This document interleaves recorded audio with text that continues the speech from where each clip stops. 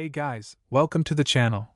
As you see in the thumbnail, what if Naruto teleported to My Hero Academia world and become hero and harem?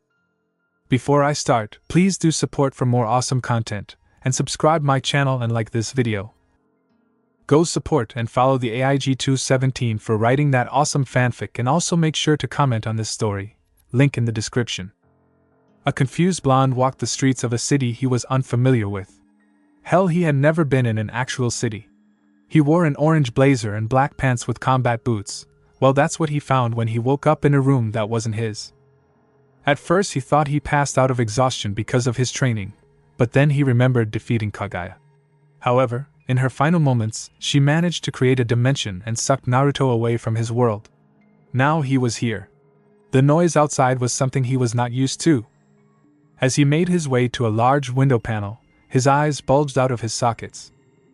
Long gone was Konohagakure. It was replaced by a metropolis filled with skyscrapers and lots of traffic. He took a step back before screaming, "Where the hell am I?" Well, that was this morning. He was currently walking through a park with no clue of where to go. Something he did notice was people with super abilities. It wasn't ninjutsu though, it reminded him of one of the pains he fought. Distracted by his own thought, he failed to see a young man wearing glasses and incredible speeds running straight at him. With no time to slow down, the man collided with Naruto, sending them both to the ground. "Oh, watch where you are going!" Naruto exclaimed as he rubbed his head before helping the other man up. "My apologies, but I am in a hurry. I must warn the teachers that the students of UA are in danger. They have been ambushed inside USJ by the League of Villains." Naruto's face turned to a serious look. "Do you need any help? If you have a cell phone, please call the police." Before the man resumed his sprint to the school. "Wait, where is USJ? Maybe I can help," asked Naruto, stopping the man in his tracks. He was contemplated to tell him, before he turned and pointed to a dome that was barely visible. He then disappeared quickly after that. "Well, if I am here, might as well be useful. Who knows, maybe I'll find something out." Naruto began sprinting towards the direction the guy with glasses said. "Do you know where we are, Kurama?" Naruto asked the tailed beast inside him. "No. This is not the world you know. This is another dimension entirely. That bitch sent you here as her final attack." The fox replied, "It also seems your sixth path sage mode is gone." Naruto nodded before continuing to the dome. All Might stood in front of the bioengineered man known as Numa. His amazing punches has little to no effect on the creature due to his quirk. He scanned the students to see if they were in danger, but they were in a safe distance. They helped him out of a bind. Now it's his turn to save them. He once again dashed towards the creature, and instead of his usual one punch, he began to letting steam off with a series of punches.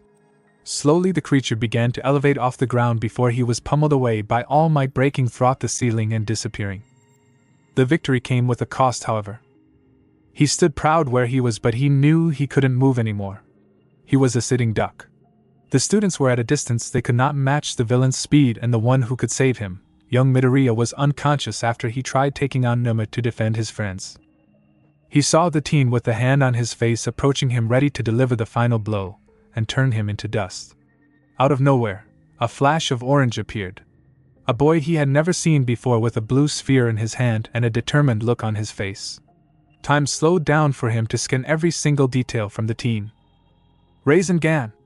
The blonde teen pressed the ball against the stomach of the villain, sending him spiraling away in a gateway his ally produced.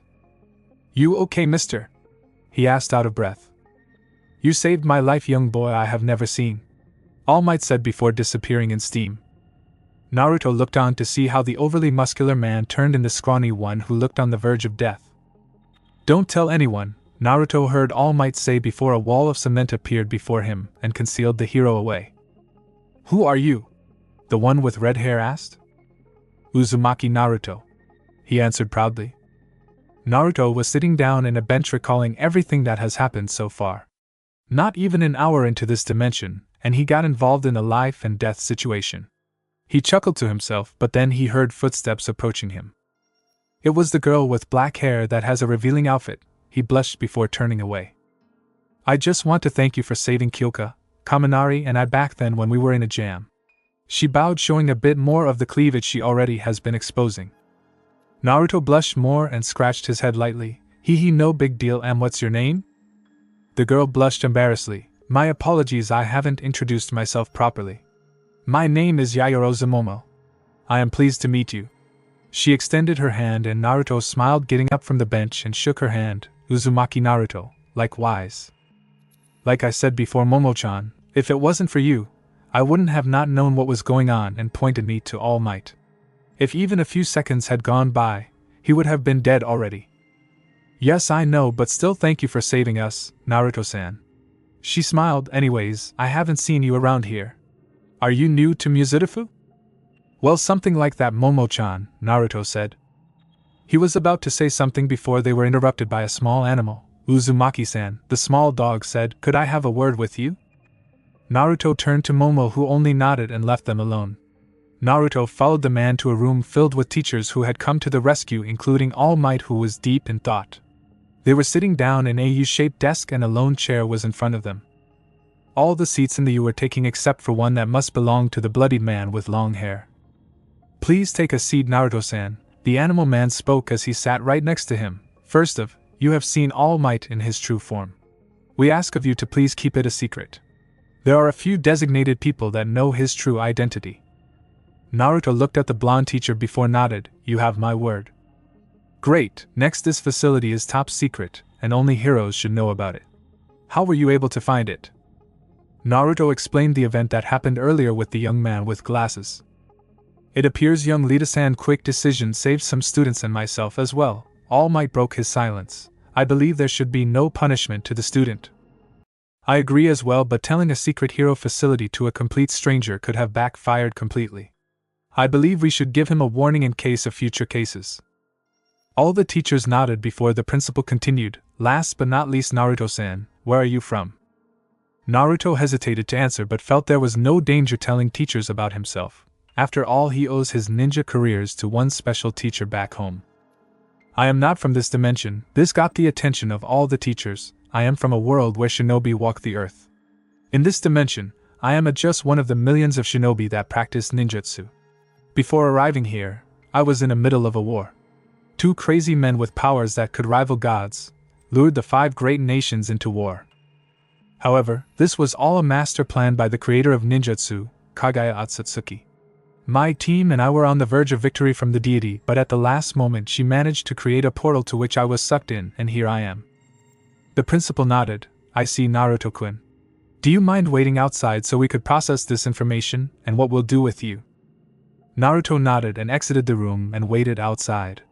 As soon as he walked out the door, he was being stared at by all the students. Oh, who the hell are you? Asked another blonde male with an annoyed face. Bakugo, don't be a dick, spoke one of the guys who had red hair. Why don't you shut the fuck up and mind your damn business? Bakugo spat back, WTH fire in his eyes, literally. I am Uzumaki Naruto. I just moved here, he replied with a smile as he leaned against the wall of the room he just exited. Another boy with silver and red hair took notice of his pause and frowned. Barely walking back to the group was Midoriya Izuku. His arm and part of his head was covered in bandages. Deku-kun, are you okay? Asked a girl with brown hair in a tight black suit. Yeah, I'm fine thanks to recovery, girl, he smiled back to her before turning his attention to Naruto. From what I heard, you helped All Might? Asked the green-haired boy approaching him. Yeah, I did. I always help people in danger, Naruto replied. Thank you then, since I couldn't do anything since I was knocked out. All Might is very important here. Midoriya extended his arm and waited for Naruto to shake his hand, which he did. He smiled back at him and most of his classmates as well. The door to the room opened and the teachers walked out. Principal Nizo spoke to the students. Thank you to all of you who helped defeat the villains. You were amazing and only proved the UA has the top students. It was unfortunate that your field experience turned out like this, but that is the hero world. You never know what can happen. All I can say is learn from the experience in battle for the future. The students nodded and understood the lesson the principal was saying. Now regarding you, Naruto-kun. Since you are new here and you don't have anywhere to stay, you can either stay in a dorm or with one of the students. Momo spoke quickly. He can stay with me. The students looked at her with wide eyes for how quickly she responded. This made the girl blush. I mean, my residence has many guest rooms and I am sure my parents won't mind to help a fellow student. The principal smiled and nodded. Very well, but that is up to Naruto-kun. Momo turned to see the blonde smiling. Yes, I accept. Thank you, Momo-chan. That settles that. The other thing, Naruto-kun, is since you are still underage, you have to go to a school. Seeing that you are well capable of being a hero, you can join the Iida if you can manage to impress in the sports festival in a week, continued Nizo. The students got excited hearing the sports festival with the exception of a few broody ones. Now students, classes are cancelled for the day. The bus will take you back to school and you are free to live to your homes. A bigger cheer was heard in the dome after that announcement was made. Naruto was in front of mansion belonging to Momo's parents. Amazing, this is your place? Momo smiled and nodded. It is nothing, Naruto-san. Come, let's go in. I already told my parents about you by text messages. By what? Naruto asked, getting a confused look from Brunette girl. Text message by cell phone. She took out her phone and showed it to him. Did you have these from where you are? No. In my world, we use messenger birds to send messages across places, he asked as he observed the pink object in his hands. The phone vibrated, making Naruto jump and let go of the phone, making hit the floor. Both of them looked at the object before Naruto picked up once again. The screen was cracked this time. I'm sorry, your cell phone cracked. It's okay, Naruto-san, don't worry about it. I'll get a new one, she said without a care, and they both went inside her home. The inside was almost as amazing as the outside. Nothing compared to this in Naruto's mind. It made him feel small. He was brought out of his thoughts by Momo's parents. They introduced themselves and made Naruto feel at home. They soon excused themselves as they seemed as busy people. Sorry about my parents, Naruto-san, she spoke before continuing. I bet you must be very worried for you. Naruto flinched at this. My parents actually died, Momo-chan. Oh, I'm sorry, she replied, not knowing what to say, but Naruto continued. But I got to meet them somehow, so I'm not that upset. Their legacy makes me who I am, he said with a grin that made her smile too. Anyways, where am I staying at, Momo-chan? He asked. Oh, the room you are staying is across of mine, so I'll show. They both headed to their bedrooms and Naruto continued to explore his temporary home. Rare artifacts and expensive paintings decorated the halls of the mansion. He might actually get lost here. They reached the door to his room and opened it. It was almost the size of his old flat. A lot of place to maneuver and do things. He could do so many activities here. The room was fully furnished and ready for him to move in. All you need is clothes, Naruto, she said, and I already arranged to go shopping with the guys from class so you could get to know them. Oh, and here, this is your new phone. She handed him a black cell phone, brand new. It already has my contact info and some other from school. I also asked for a tech member to help you how to use one. Naruto smiled. Thank you, Momo-chan, but as you sure just giving me like this, I mean I have no money. Look around you, Naruto-san. Does it look like we need money? It's the least I could do to help a fellow friend. Now come on, we should get going to the mall. And off they went in a cab.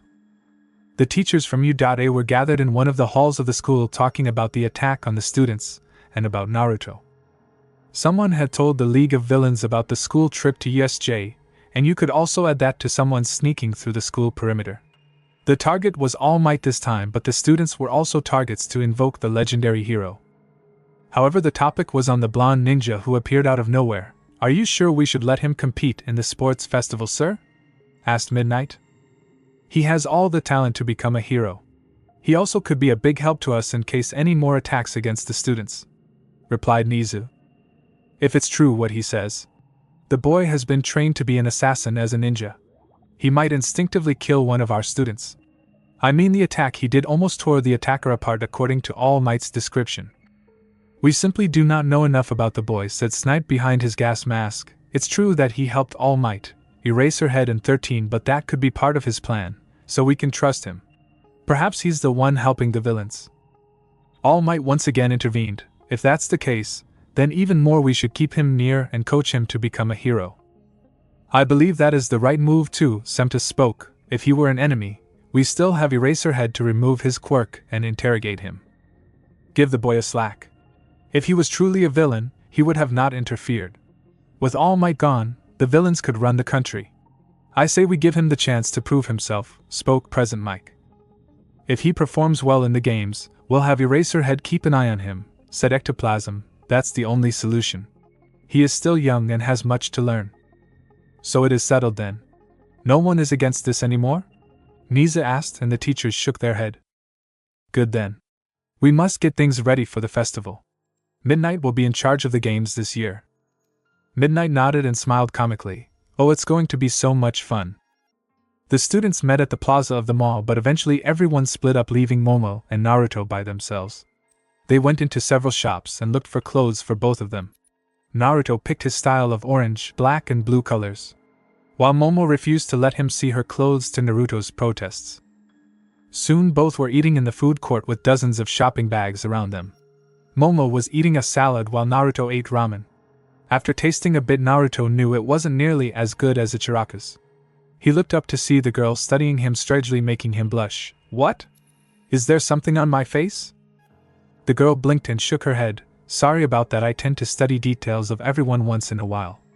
Anyways, aren't you nervous about competing with other students in the sports festivals? Not really. I mean, where I am from we have a similar test called the Chunin exam.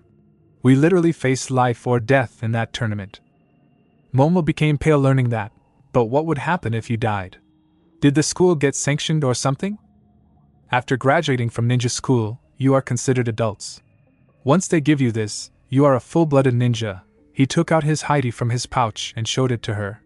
The plate was scratched and bloody from all the fights Naruto has ever taken place.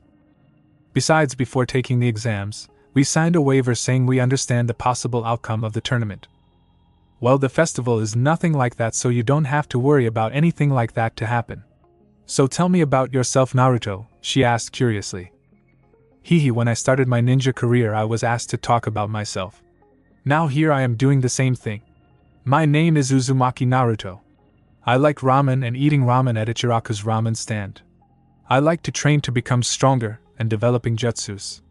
My dream is to become the Hokage of the Hidden Leaf Village. Hokage? Is that like the strongest ninja in your world? Well, it's sort of like a position in a village. Yes, you are the strongest ninja and you protect and oversee everyone. So everyone is like your family, more or less. Really? And what made you want that dream? She asked, trying to get more info about her friend. Well, when I was a kid, I was an orphan and hated for something I had no control over, but one man cared deeply for me even though I was a nuisance. He was the third Hokage at the time, and almost like a grandfather figure to me. He helped me a lot, and well, I looked up to him. Everyone acknowledges the Hokage, and that's what I wanted too. How many Hokages have there been? Momo said, finishing with her salad and intrigued from the stories her friend was saying. 5 so far. Recently I found out my dad was the 4th Hokage, so that made me even want to become one even more. Well, I bet you'll become one once you get back, she said, smiling back at him. Hopefully, if I get back. I still don't know how I got here and have no idea how to get back. He looked worriedly. You'll find a way, Naruto-san, she said, grabbing his hand and squeezing with a warm smile that made Naruto nod back. So what kind of jutsus do you have? She asked. Well, my 2 signature jutsus are the Shadow Clones and Rasengan. I can create a sphere of chakra in my hand without having to use hand signals, and I can also my wind affinity to create the Rasen Shuriken, a more powerful version of the Rasengan. My Shadow Clones help me get the upper hand in numbers. I'm assuming that you have more jutsus, right? She asked, to which Naruto nodded, but I don't want to know more about them since it is better you keep them a secret for the festival just in case. Well, I believe it's time to head home, Naruto-san. The others never return, but I am pretty sure they are busy. Besides, we need to train for the festival. He nodded and went to throw away their trash. So what is your power, Momo-chan? You'll see at the games, Naruto-san. It might surprise you. She smiled at him, and the blonde just chuckled. Elsewhere in a dark room, a group of people gathered around a bed. A young pale man with grayish-blue hair laid in the bed with bandages around his torso. That blonde kid, he was different. He isn't a hero. His voice was filled with pain. All Might use cheat codes to summon that kid and attack me. You see this? This is all his fault. He wasn't someone from the report they told us about. Shigakari, a ghastly figure, spoke beside the injured villain. We must acquire more intel from that blonde kid. He could pose a danger to us if we don't know what he does. Yes, do that. How are the Nomu coming along? Asked Shiozaki. After getting battle data, they're being altered to withstand much more physical damage than before. All Might had trouble with one, now we have more in numbers so their chance of failure are slim to none. Good, he is going to die after cheating like that. After my wounds he will attack once again. Now I know who is All Might's favorite pupil and can use that as an advantage to gain ground against him. For now send scouts to the festival to see if that blonde kid will participate, and gain data from him and every other student. Understood Shiozaki. The ghastly figure disappeared along with every other one in the room, leaving the injured young man by himself. Shiozaki, out the corner a dark figure spoke, those men you have aren't strong enough. You'll have to recruit more members to defeat the propaganda-proclaimed heroes. Shiozaki looked at the direction the voice came from. You lied to me. All Might hasn't gotten weaker. He is still the same. No, I was correct. He is getting weaker. In the past he didn't need help from anyone to defeat villains. Now he needed help from raw students to defeat you. Within time All Might won't be able to defend himself and the symbol of peace would be defenseless and fragile. That is when we will be able to kill him. For now rest and become stronger. The dark-figured man disappeared from the room, leaving the injured person by himself in bed. Naruto had gotten used to living in this world, although he would get bored when Momo left to school. Tomorrow was the day of the sports festival and his tryouts to enter U.A would begin. Her parents would make sure Naruto was comfortable in every way. At first he didn't know how to react to their caring ways. Eventually he began to offer to do small chores around the house so he wouldn't feel like a leech living off them. Currently he was outside with a few clones training. He was trying to improve his taijutsu a bit since he knew most of his attacks could kill and he didn't want to do that. He tried recalling how Lee or Gai-sensei would fight, but it was nearly impossible to imitate them after all they have trained all their lives to taijutsu. He settled with his usual brawler style with many clones. Naruto spoke a low voice in his head. He stopped immediately and dispelled his clones. He sat down by a nearby tree and closed his eyes to speak with his partner. He entered his mindscape and saw the mighty Ninetales, Kurama, with a serious face. "What's up, Kurama?" he asked as he got closer to the chakra spirit. "Have you figured out yet why I don't have sixth path sage mode?" The fox shook his head, answering his Jinchuriki. "The reason I have called you is because ever since we got here I am sense another chakra presence." "What? That should be impossible," argued the blonde teen. "That would mean another ninja is here in this dimension. Could it be Kaguya?" "No. Had it been her, you should have been able to sense her due to her huge amount of chakra. This source of chakra keeps moving around, perhaps he or she could sense you." Naruto stayed deep in thought. That person could be my way home. Can't you track them down? "What do you think I have been trying to do?" The fox snarled. "This person seems to be able to shut down their chakra completely. I would suggest you stay alert at all times, Naruto. Now leave, I am going to sleep." "Got it," he answered before he opened his eyes to another pair in front of him. He blinked a couple of times before flinching and hitting his head on the tree behind him. "Ow!" He groaned in pain as he held the back of his head with both hands. The girl in front of him laughed before apologizing to him. "What were you doing, Naruto-kun?" "I was meditating, Momo-chan." He stood up, meeting her face to face with a blush of embarrassment before he realized something. "Hey, how come you are home early from school?" She smiled and replied, "They gave the students the day off to relax and prepare for tomorrow. Are you ready?" He grinned. "Believe it. Tonight the class wants to get together at the beach for a bonfire. Do you want to come?" she asked him. "Sure, sounds like fun." He gave her a foxy grin. He had befriended most of the class already with the exception of Bakugo and Todoroki. Bakugo reminded him of Sasuke and Kiba put together. He was talented as Sasuke but had Kiba's short temper and loud mouth. Todoroki reminded him of Neji, a prodigy and calm-minded, and closes himself off from the world. Not to mention his costume is all white like Neji's ninja gear. "Then we need to do some grocery shopping for tonight," she said, "but first you need to shower, you smell." Naruto chuckled before agreeing.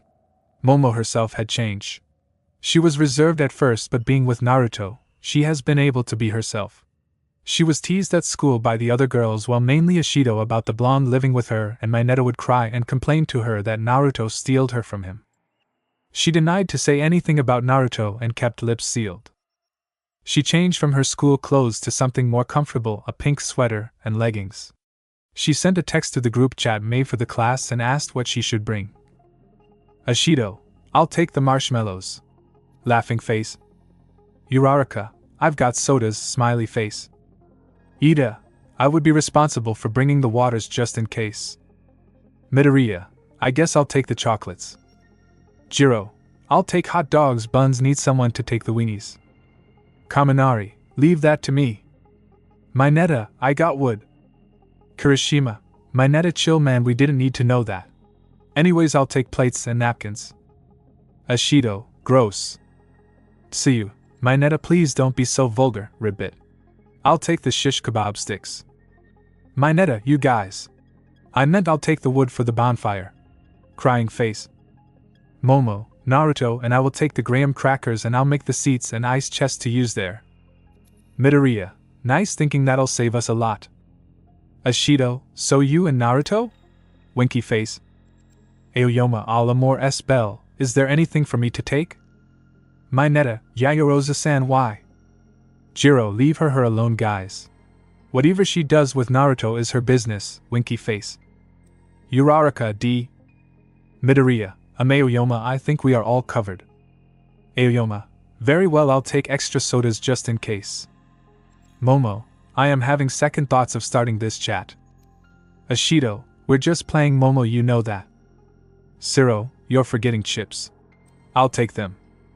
Toru, does anyone mind if I take ice cream?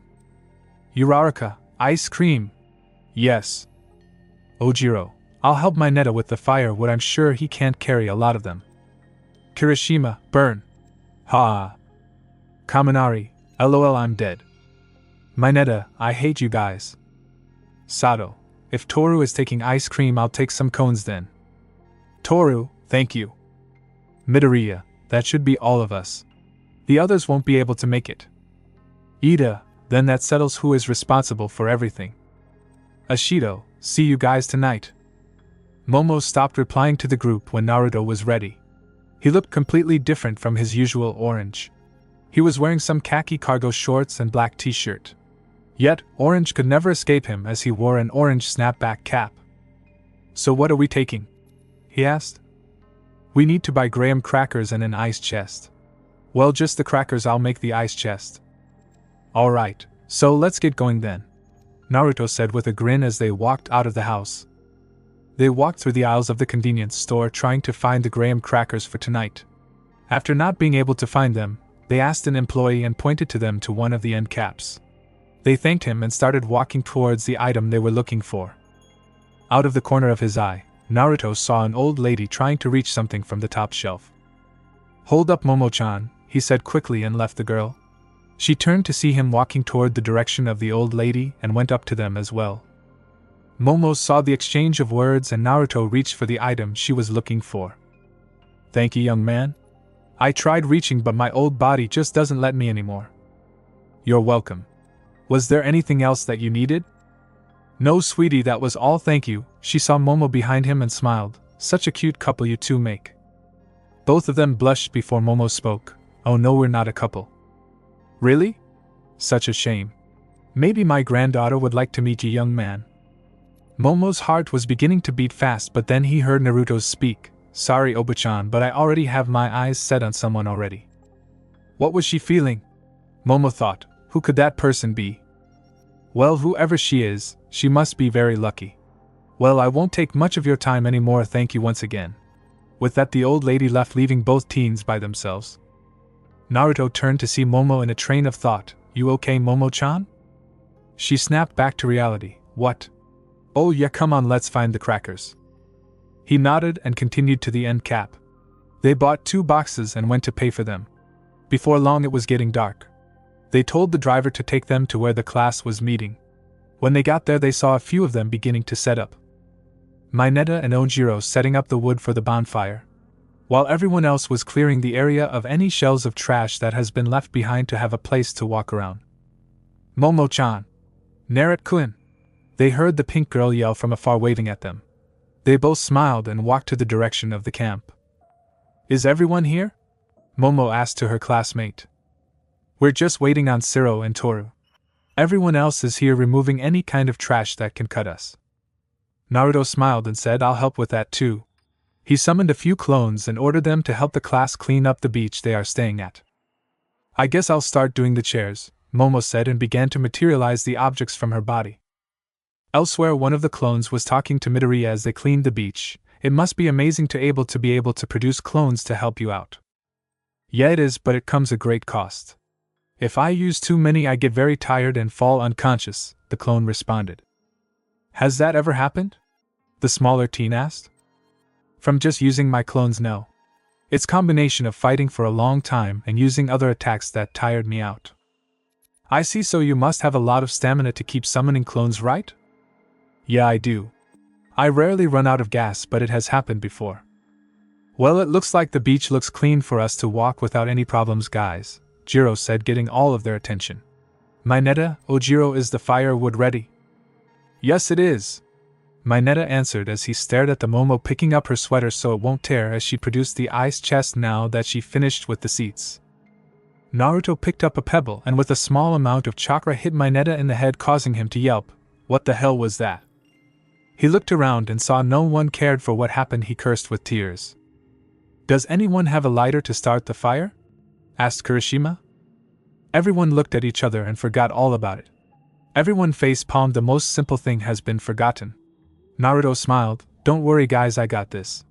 He did a quick hand signals, Katon, flaming palm technique. A small spark was seen before a fire spawned in his hand. He placed against the wood, and it began to catch fire. Wow! You're like a Swiss Army man, Naruto-kun, Uraraka exclaimed. It was nothing. I'm not strong with fire, but I can do small ones like this, he explained. They all sat down and chatted as the fire grew bigger. Uraraka and Midoriya both got up to roast some marshmallows. Jiro, Kaminari, and Iida were roasting some weenies for the hot dogs. Kirishima and Ishido were flirting in their seats. Mineta and Suya were arguing about something. Mineta said. Aoyama was staring at the stars twinkling like them. Toru, Shiro and Sato were eating ice cream. Momo and Naruto were also roasting marshmallows and talking about the couple besides them. Do they like each other? Naruto whispered. Rumors say she does, but that Midoriya-san hasn't shown interest yet. Really? By the looks of it, they are having fun with each other, he replied. I know, Naruto-kun. Maybe just infatuation from her. Midoriya-san can be quite persuasive. Is that so? Yeah, he is like small fire that grows real big and strong among our friends. Well, I think that is awesome. It is like he has the will of fire inside him, he answered. What is the will of fire, Naruto-kun? She asked curiously. Well, according to the third Hokage, it is what makes a shinobi strong and gives the strength to continue fighting against all odds and grow as a person, building willpower in the process. It is also the hopes and dreams of the previous generation being passed on to the next. I am assuming Midoriya is fighting for something that makes him drive for more. Wow, she said, that is a strong ideal, Naruto-kun. They both made the s'mores and ate it as they sat down among the rest of the class. Uraraka, touching her fingers, said, Is anyone else nervous for tomorrow? They all looked at her. With so much fun they had forgotten that tomorrow was an important event. I am, spoke Momo. With so many eyes on us, we have to do our best and give the hero course the reputation it has. Yeah, I've heard people from other courses could take our spot if we don't perform well, Kirishima said, making the group more nervous. Guys, the purpose of this bonfire is for us to forget about tomorrow, Midoriya spoke. I agree with Midoriya-san, spoke his friend Iida. Tomorrow is a different day and we all must give it our best, but until then let us enjoy ourselves among each other. They all smiled at the class rep. Okay, let's change topic, spoke Ishido. So Naruto, did you have a special someone in your world? This caught Naruto by surprise. What do you mean by special? Like a girlfriend, crush, or something like that, she replied. Everyone was staring at Naruto with a wondering look with the exception of Momo. Well, there was this girl who I liked since we were kids. This made Uraraka, Ishido, and Toru squeal. She had pink hair and was in the same team as I was. At first she hated me for being annoying, but eventually we grew fond of each other. We always had each other's support for anything. Ah, so cute, Ishido said. However, we had a third teammate. He was my best friend and her crush. A love triangle? Aoyama was now interested in the story. I guess you can put it like that. At first he was my rival, but then we became friends. However, he had a tragic past that led to a vendetta. He pursued power and deserted our village going rogue. My other friend was crushed when this happened. It was at this point that she started letting go of her fangirl ways and sought to become stronger to help me bring our friend back. This is when we grew close to each other. At the end I came to realize something. What was that, Naruto-san? Midoriya asked. We would only be friends. So yeah, that is my story about my friend. Iida looked at his phone and gasped. It is late already, my friend, we should start cleaning to get some rest, tomorrow is going to be a long day. The group nodded and began putting things away. They left the chair for anyone to use in the future. One by one the group started leaving. The last to leave was Iida, just to make sure nobody stayed up later. Naruto and Momo were falling asleep on the ride home. She leaned up against him and had her head on his shoulder. Naruto-kun, started Momo. Yeah? You can count on me for anything, she said with tired voice. Likewise, Momo-chan. I'll support you no matter what. Thanks, she whispered before drifting to sleep, as Naruto did as well. The crowd roaring in the background put the students of UA nervous. Currently all of them were in their classroom waiting for instructions. They were all handed the uniform they would be wearing in the tournament, which was blue jumpsuit with the letters U and A in white. This was to make sure everybody had equal advantage. Naruto looked uneasy as many of the other students outside the hero course 1A kept giving him the evil eye. Some of them knew of his predicament and resented it, while others took it as another challenge. He looked different in the suit they gave him. Blue was definitely not his color. He looked at his friends and noticed most of them were eerily quiet. He approached the closest person he knew. Momo-chan, why is everybody really quiet? The blonde teen asked his companion. Everyone is just focusing in the festival, that's all, she said, herself rather uneasy as well. But I mean, why are they nervous? They're already in the course. What's the worst that could happen? He wondered again. Before Momo could answer, a monotone voice, which reminded him of Gaara, was heard behind him. If a student from an outside course performs better than one of the hero courses, he or she would replace that said student. Naruto turned around to see a purple-haired teen with eye bags under his eyes. The teen gave Naruto a cold stare as he studied the blonde. Some of us hope to do that, Uzumaki Naruto. The blonde stared back at the student talking to him. He gave off a terrible vibe, and those eyes of his were confirming his observation. That's when he noticed more students behind him giving him that same vibe as the purple-haired teen. An outsider who is given the opportunity to join the course even though admission has long passed is an abomination. Other students have given everything they had to join this course, yet you're almost a foot in. Not only that, you get to participate in the sports festival as well. Uzumaki Naruto, I resent you. Everyone behind me shared the same feeling. If I were you, I wouldn't trust anyone. Not even your friends you might end up replacing. The purple teen finally stared after a long time before walking around him. Naruto looked back at his friends, who only looked away from him, and then to Momo, who showed a worried face. He was alone again. Don't listen to him, Naruto-kun. Naruto turned to see Midoriya smiling back at him weakly. We all have to give our best to impress everyone out there. You do yours too. He is just riling everyone up against you. We are all friends here after all. Naruto turned to see his friends, but still none of them looked at him directly before he smiled. You're all training to be heroes, right? Then take this as another test in your long careers. You are still learning, you know. I mean, you guys have an advantage. You already know your quirks. I have yet to see any one of them. Naruto tried his best to comfort them, but everything was thrown away when the next chilly voice was heard. It doesn't matter if they know your quirks. It all depends how well you use them, and how to apply them in combat. The teen with silver and red hair with a burn mark on his left eye walked slowly to Naruto before stopping in front of him. That judgment isn't something you teach. It is something you are born with. You, Todoroki turned and pointed at Deku, and you, I am going to defeat you both. In the background, smoke was beginning to smell.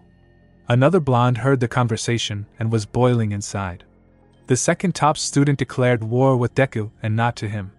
That bastard dared to ignore him. He'll show him, thought Bakugo as he grinned.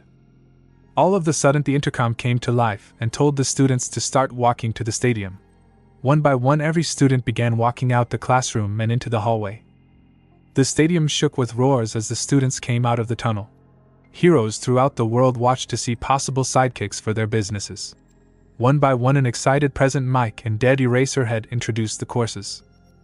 All students lined up in front of the heart camera in front of stage were a beautiful and white woman with tight skin outfit and whip stood there smiling. "Koyama-sama, what are you wearing?" Some of the girls shouted at the same time while some of the boys blushed at the daring outfit. "Since we are in the sports festival, I came as Lady Midnight," she winked as she whipped the stage. "I am going to be in charge of the festival this year, and first thing first we are going to have some words from the top student in UA first years. Will Katsuki Bakugo step on up?" All of the class 1A turned to see the short-tempered teen unnerved as he stepped forward, ignoring everyone. His classmates knew he didn't care what they thought, and so his unpredictability could label everyone in this class as an enemy.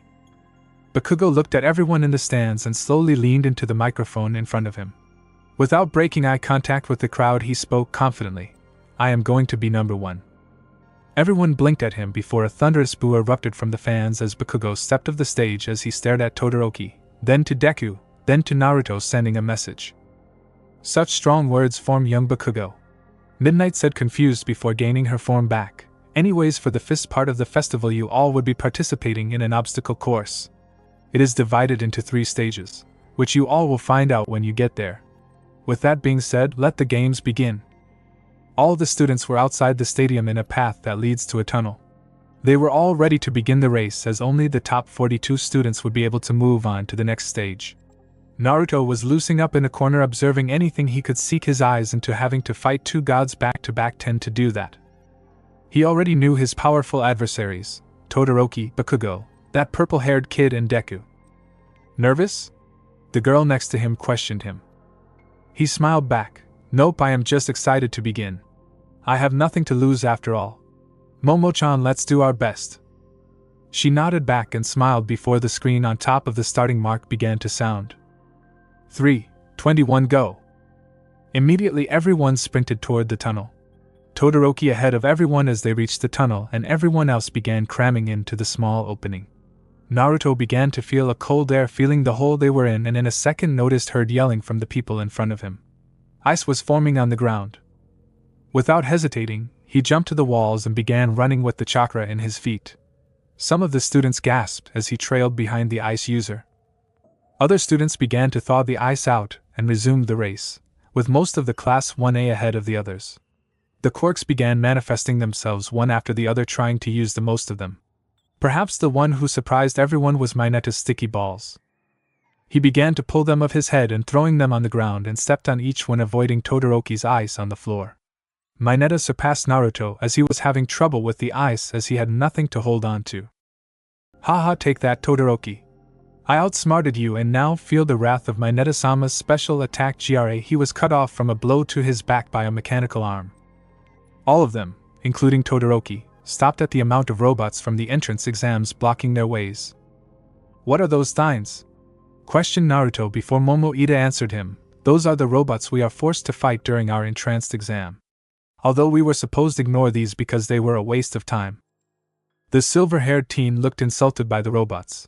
"If this is all they have, I am truly disappointed." He froze a robot that was mid-step and went between its mechanical legs without a second thought. 2 followed him before the robots began falling. "I wouldn't do that. I froze them when they were unbalanced so they might fall." True to his word, the ice began to break by the metal weight and fell down on top of 2 students. The other contestant froze instantly. "Are they dead?" asked Ishido. Shortly after, metal banging was heard from the rubble. First it was soft, but then it became louder and louder until a hand punctured through. The red-haired Kirishima in his hardened form popped through the hole. That bastard. That was really dangerous.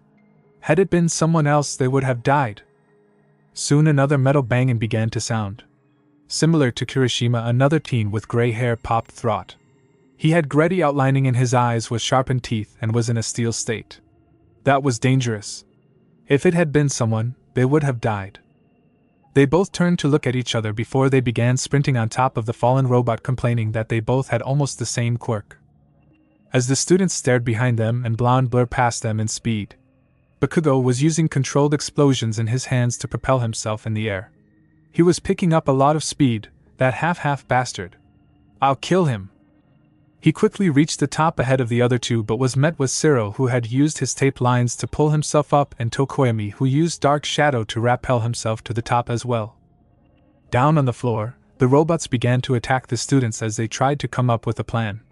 All the 1A students defeated the smaller robots with ease due to the fact they have already had real combat experience. The others did not, but sounds of cannons sounded through the air as Momo stood next to one.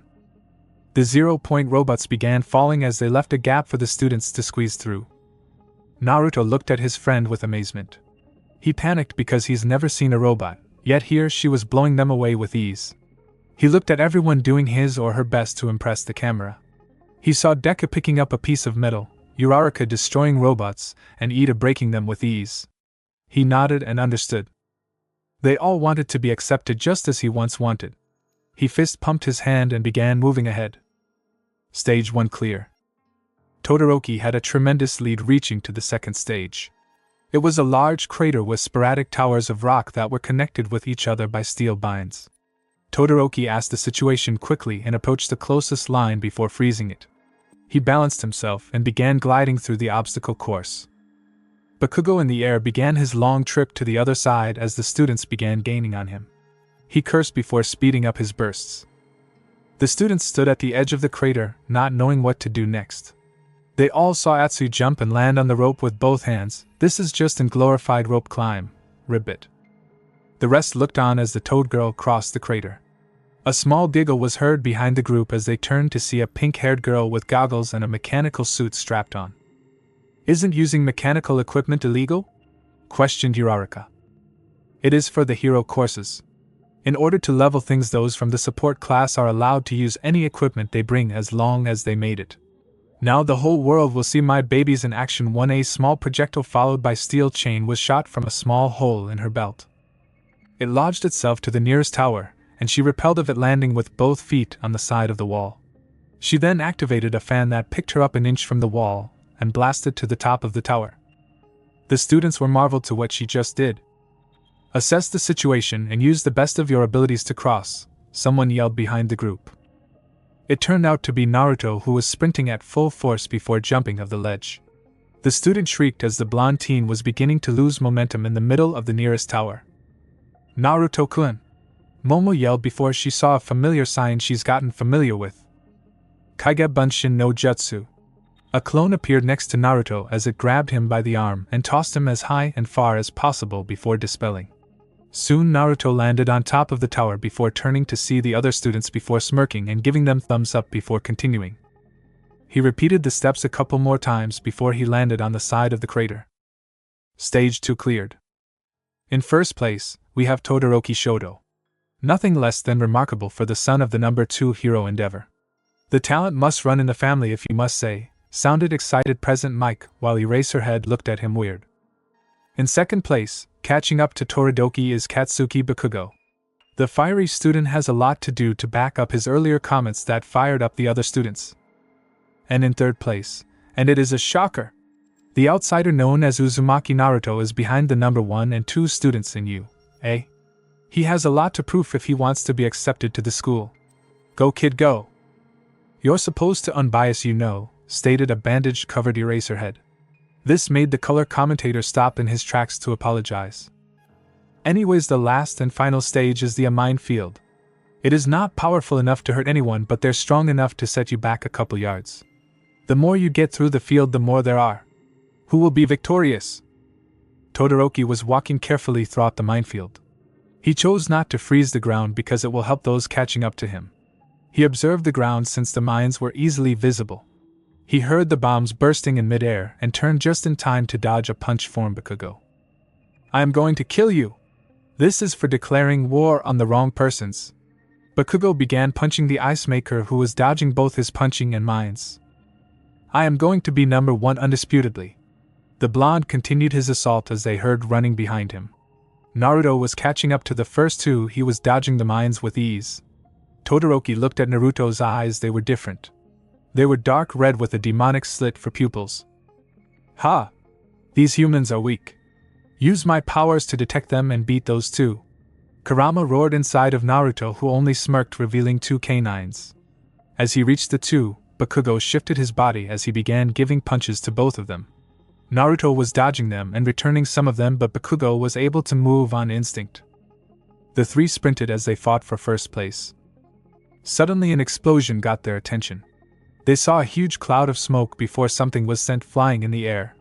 The Bakugo and Naruto both said, "Deku." The green-haired boy was riding the shield Naruto in the beginning. Needless to say, the blonde was amazed. Todoroki took this distraction to grab Naruto's right hand and Bakugo's left hand before freezing them. "What the?" Naruto said, looking at his right hand completely frozen. "Kurama, take of this." "I am already on it. You know, if you were to use my powers, this would thaw out in a beat." "They're not ready to see that. Even now that I know someone with chakra could be observing me," Naruto yelled as he continued running. Bakugo heat up his head and blasted the ice shards away as Deku used another explosion by stomping the shield on the ground, blowing up another mine to surpass the three of them. "Deku, you bastard! Get back here!" "Sorry, Ka-chan, I have to win this no matter what," Izuki yelled back as he made it to the safe zone. Todoroki froze the ground ahead of them to avoid the leftover mines. Naruto, unable to propel himself with the help of his clones, sprinted as fast as he could with his hand frozen. "You are amazing, Deku." Stage 3 clear. Back in the booth, Stage 3 has been cleared. Who will come out on top? Such amazing performances by these four gentlemen who have given their all in this race. Todoroki's genius methods helped him throughout most of the race, but now that doesn't matter as three other students are fighting first place with him. Bakugo's explosive quirk has rocketed him to the front of the race. Let's see if he's able to back up his provoking comments earlier. Perhaps the most amazing thing is how Midoriya projected himself to first place using a giant explosion. That takes guts. Even more remarkable is the unknown and perhaps future student of U.A is Naruto Uzumaki. He took on every challenge and had an answer for everything. Let's see the final moments. The four teenagers entered the tunnel that doesn't have any cameras inside to make the ending a surprise. Midoriya went first, followed by Todoroki, Bakugo, and last was Naruto. The whole stadium awaited the first person to walk out of there. First place goes to Midoriya. The former quirk-less student sprinted out of the tunnel when suddenly a flash was seen inside. Naruto popped out of nowhere for second place. Todoroki, wide-eyed, came out in third as Bakugo had the same surprised look. Naruto regained composure as he stared back at the other two and with a stern look warned them before he smiled.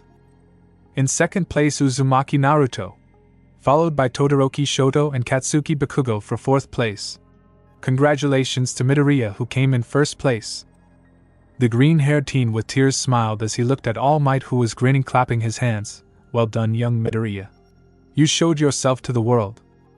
The crowd erupted as the teenager stood at the center of attention.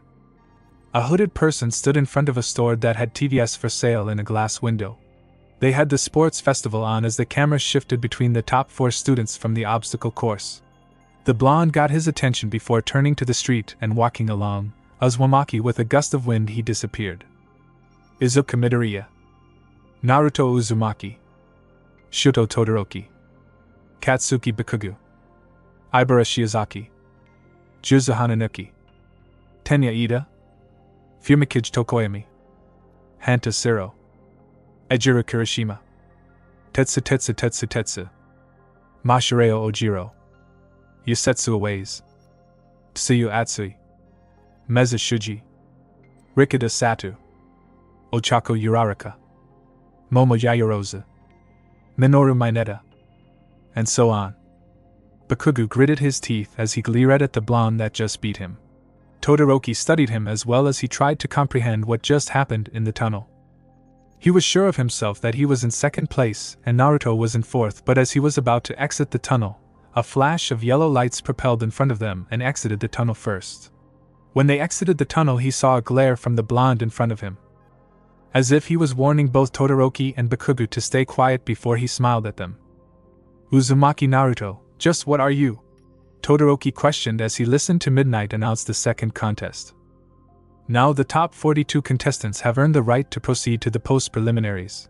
From here on, now go all out because the most prestigious hero companies will be looking. Midnight exclaimed as the roar of the crowd shook the stadium to life. Now then, what could be the next event? Midnight turned to see the screen behind her that began flashing random battles at lightning speed. I already know what it will be. The suspense is killing me. What could it be, you say? Well, here it is at last. She whipped the stage and the screen blinked. Human Calvary battle. The students wondered and whispered among themselves, trying to figure how it would work. A human cavalry battle is something for a team, not for individuals. How will it work? Questioned Atsui.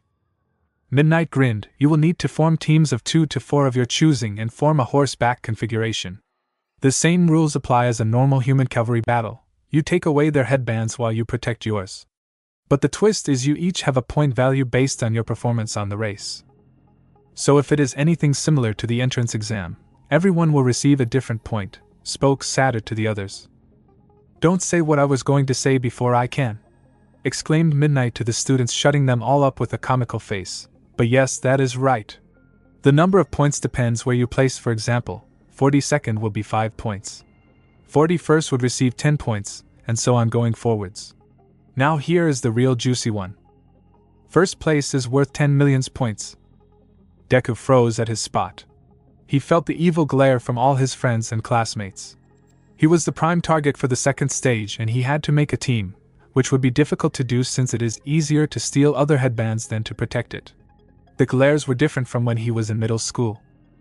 With dumb luck, he landed on the top spot for a brief moment, but now he feels the pressure of being number 1, just like All Might as he looked up at him.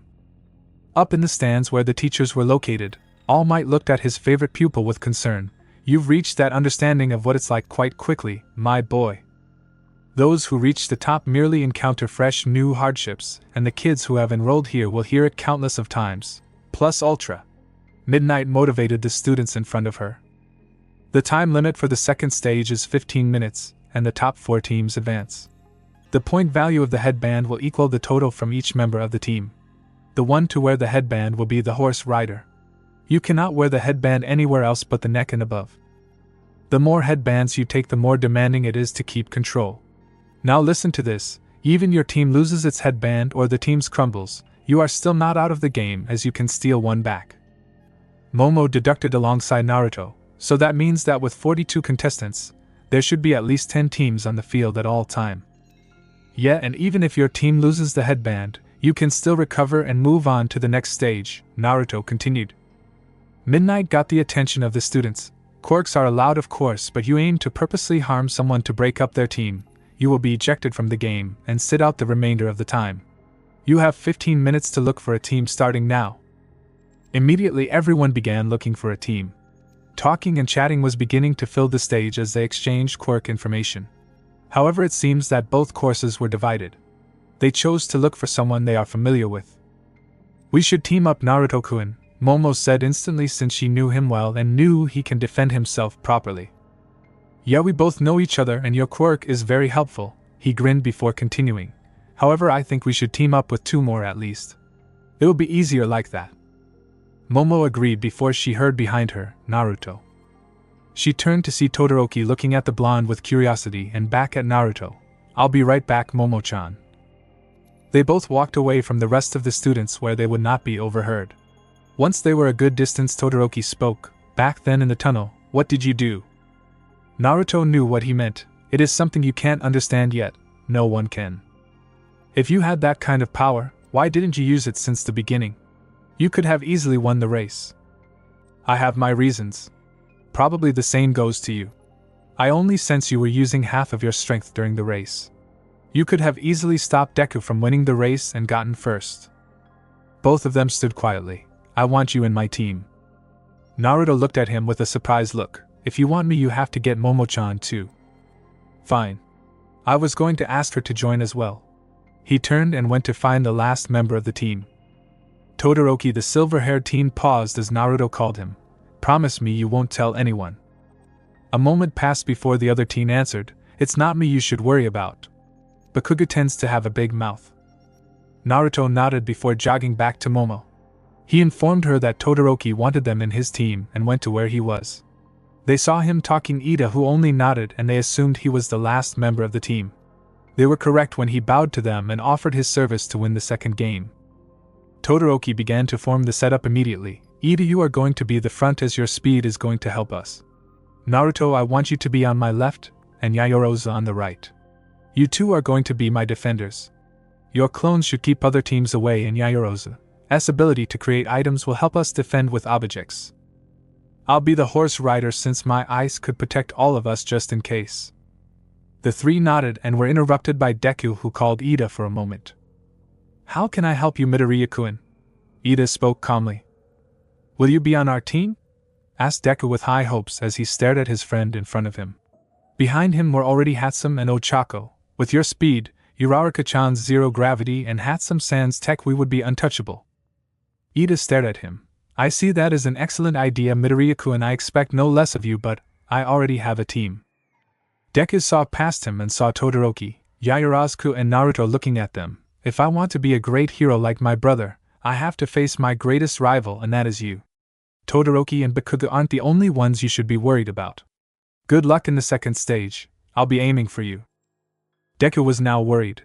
Who could help me that is also a good defense and offense at the same time? Out of all the classmates, whose quirk can help me the most?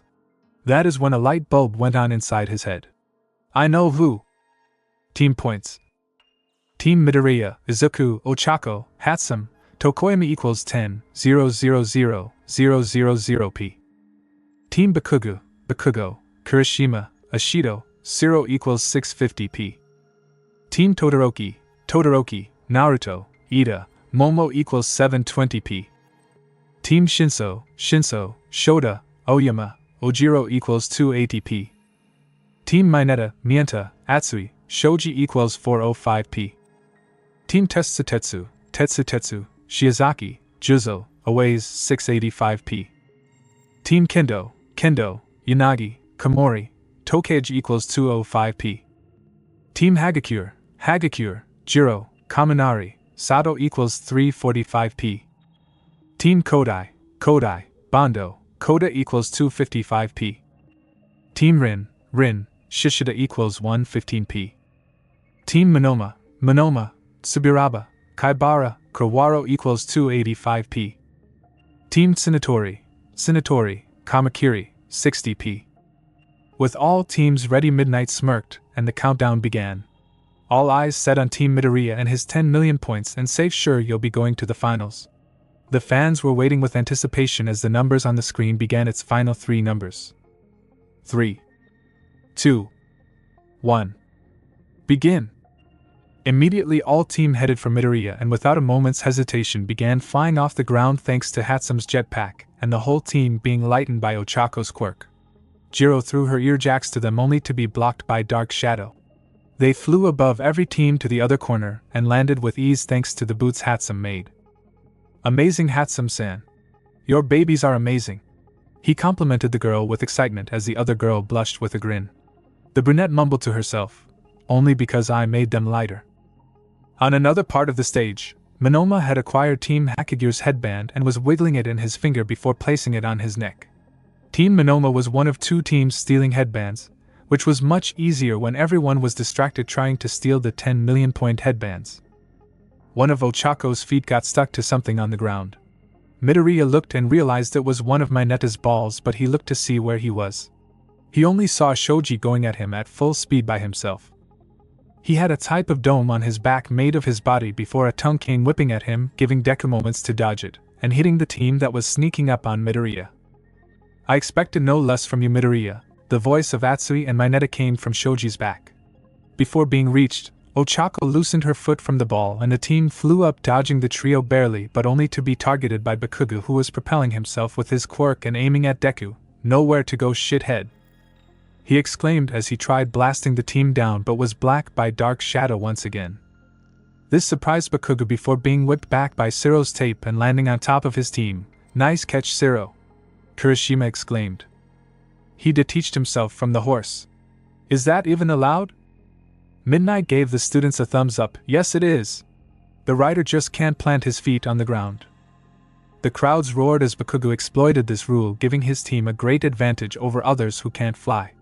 However, the roar died as the points began changing on the screen. Most of Class 1A began turning zeros. Midoriya remained on top of the scoreboard, but Team Monoma jumped to second, followed by Tetsu and Kendo, with Todoroki in 5th place, leaving them out of the finals. On the ground, Monoma had just swiped Bakugo's headband, like taking candy from a baby. Class 1A. Bakugo raged and exploded. What the fuck? You shit for brains, asshole motherfucker, give it back. I'll kill you. You guys from Class 1A are really dense. The minute midnight called the first event preliminaries. Don't you think they were going to weed out the weakest ones in a sequence of events? Think about it, the race was a perfect opportunity to observe all the quirks and students from the other classes. All you had to do was make sure you make the cut. Monoma smiled knowingly. Anybody with a brain would not aim for first, but a safer spot to not tire yourself out. Monoma, the whole Class 1A have surrounded us, Subiraba alerted him. Well, it is a good plan I came up with, even though you guys don't agree with me. I mean, instead of chasing a temporary spot on top of the summit like dangling carrots over horses who can't see anything else but what is in front of them. With each word Monoma was saying, Bakugo was boiling inside, and every word he said was pissing him off more. Come to think of it, you were already famous, weren't you? You're the victim of the sludge monster incident. Why don't you tell me about next time and how you are attacked by villains once a year? With that, Team Monoma turned around and left. Kirishima, change of plans. First we're going to kill these shitheads and send them to an early grave, then we're going for Deku and the 10 million points. Dude, you have to be calm and think about the situation, warned Kirishima. I am totally calm, roared Bakugo, trembling with anger before his team rushed at the primary target for the moment. Before they reached them, Monoma blasted Bakugo with his own quirk. This is really a nice quirk, before touching the Kirishima's head and blocked Bakugo's counter-attack with the hardened quirk. My quirk? Are they copying us? The reed head spoke. Monoma's team were met by another team, Team Kodai, who threw cement at Bakugo's team that quickly dried and cemented them on the ground. I can dissolve it with my acid. Ashido did as she stated and waited for the cement to erode. Please don't be mad. After all, brought this on yourself when you threw gasoline to the fire, remember? What did you say earlier? Anyways, take a nice rest. Monoma waved off with his devilish smile. Bakugo exploded off his horse group and went flying to Monoma. The calm blonde quickly copied the quirk of his friend and made solid air, creating a barrier that Bakugo barely grabbed a hold to. Confident that the quirk would hold, he turned his back to Bakugo, which pissed him off even more. With a strong right-hand explosion, he broke through the glass and grabbed 2 of the headbands before using his left one and grabbed the remaining headbands, leaving Monoma with 0 points. Zero quickly grabbed him again with his tape and brought him back to the group who had escaped from the cement trap. Way to go, Bakugo! Yelled Kirishima. Now let's go for the 10 million points. Bakugo yelled and looked for Deku on the other side, being cornered by Team Todoroki. The two teams stared off in a corner of the stage. Todoroki had acquired 2 other headbands and placed on his next before creating an ice barrier that other team can't penetrate, leaving them alone with limited space. To make matters worse, the jetpack broke down, leaving them on the ground now. With less than a minute to go, Midoriya was doing everything to keep his 10 million points because the dreams of his teammates were on the line. Naruto, send clones and distract them so we can the headband away, ordered Todoroki. The ninja did as he was told and summoned 3 clones and sprinted to Team Midoriya, only to be met by Dark Shadow. The being attacked them, dispelling all of them. As long as they have Dark Shadow, we can't get near them, spoke Momo. Naruto-kun, Iida spoke. When Dark Shadow hit you, did you feel it? Yeah, it did. It takes physical attacks to dispel my clones, the blonde replied. Do you think you can grab it and restrain it for a moment? Iida asked once again as his legs began revving. Yeah, I should be able to, he smirked as he created more clones. Todoroki, make sure you grab the headband, for after this I'll be useless to you. Naruto, send your clones now. You got it. The 3 more clones ran to the opposing team. One of them created a Rasengan and smashed to the ground, creating a smoke bomb. In the confusion, Naruto was able to grab and pin Dark Shadow the ground. Midoriya wasn't able to process what happened next. Take it, Todoroki. Reciprocating burst was all he heard before, in midst of a smoke, Team Todoroki appeared and in slow motion was able to grab a hold to Deku's headband. None of them knew what happened. In incredible speed they moved from point A to point B within nanoseconds. Smoke came out of Iida's engine legs. Midoriya turned around and with a look of disbelief saw the 10 million point headband in Todoroki's hand. I can forcibly rev up my torque to explosive proportions if need to be, but a drawback is that I suffer from engine stall and cannot move for a certain period of time. Get it back! Midoriya shouted as his team turned to face a point of no return. Naruto summoned clones around the team to protect them and give them time for Iida. 30 seconds left. Those clones are time-consuming, Midoriya, Tokoyami exclaimed, only to be pushed forwards by Ochako. We cannot give up, guys, she yelled. Izuka looked at them and knew she was right. They placed their trust with him, he wasn't going to let them down. 20 seconds. Bakugo came flying in as he targeted Deku but realized he didn't have the headband anymore. Half and half bastard, and the fox face has it. 10 seconds. Crap, I am not going to make it in time and those clones aren't helping, thought Izuku. Ochako, make me lighter. The brunette looked at him but did as she was told. She tagged him and Midoriya leapt forwards. 5 seconds. He turned around and with his pinky used one for all and blasted himself to Team Todoroki. 4. Bakugo was getting closer as well as he stretched his arm. 3. Midoriya saw the headbands and grabbed 2 of them. 2. 1. Time's up. Midoriya hit the ice behind them after the clock ran out. He picked up his arm and the headbands in his grip, 4:05 and 3:45. The crowd erupted and stood in standing ovation in the events that happened in the last moments of the Calvary battle, giving the well-deserved applause to the students of UA. Everyone stared at the screen that displayed the 4 top teams: Team Todoroki, Team Bakugo, Team Midoriya, and Team Shinso. The stadium erupted as the first one-on-one fight began. It was Midoriya against Shinso, a suspicious-looking character that Naruto took note of. Shinso had surprised the whole stadium as he sneaked himself, and his team passed the Calvary battle without anyone noticing. Above that, 2 of his teammates refused to participate because they failed to recall what had happened in those 15 minutes. Naruto saw Ajaru talking with Midoriya before the match started, but he paid no attention to that as he was focusing on his opponent. The girl he was going against had green hair almost like vines and was timid-looking. She reminded him of Hinata. Then he remembered what happened that fateful night. While he was here in a tournament living a normal life, the people in his world was mourning and suffering the effects of the 4th Great Ninja War. He cringed. Doing this tournament is just a small step to getting back. His attention was brought back to the fight. Midoriya was running full speed and then out of nowhere he stopped. Shinso said some words to him and the green-haired teen turned and started walking towards the locker room. Damn it! Even after I warned him about his quirk he still fell for it, Ajaru exclaimed in the background. That boy is using a mind control technique, Naruto, Kurama's voice resonated in his head. Yeah, and I'm guessing that is how he advanced without anyone noticing. Let's see how Deki gets out of this one, replied Naruto. Mere steps before Midoriya walked out of bounds, a small burst happened in his right hand and was about to stop himself. He turned to face the purple-haired teen who was shocked to see anyone break through his mind control.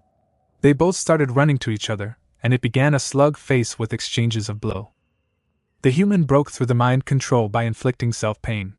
He has guts, reminds me of you, Naruto. Yeah, he won't give up. He has something to exclaim to the world. He grinned before he saw Deki using an over-the-shoulder toss to send Shinso out of bounds and ending the match. That purple-haired teen could have been troublesome if he advanced to face you, Naruto.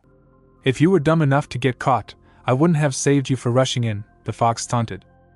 Before Naruto continued, Momo walked up to him grabbing hhis attention. Ready, Naruto-kun? The blonde blinked before he flashed her a foxy grin. Ya databao. The brunette smiled at him. Good luck. I know you'll win. Naruto stood up and went to the locker room to prep himself for his fight. He had no idea what her quirk was since she didn't show it in the other 2 contests, so he had to plan something. The only thing he knew was that she had a faint smell of earth. He went to the tunnel and saw the light from the outside. For a mere split second, he recalled his Chunin exam and he got excited and fist-pumped the air. All right. Let's do this. As he stepped outside, he saw that his opponent was already waiting for him. He heard the crowd around him, but as he stepped into the ring he silenced them all, focusing on the green-haired girl in front of him. Uzumaki Naruto vs. Shiozaki Ibara. Let the bloodshed and killing begin. President Mike yelled throughout the stadium before being interrupted by said girl.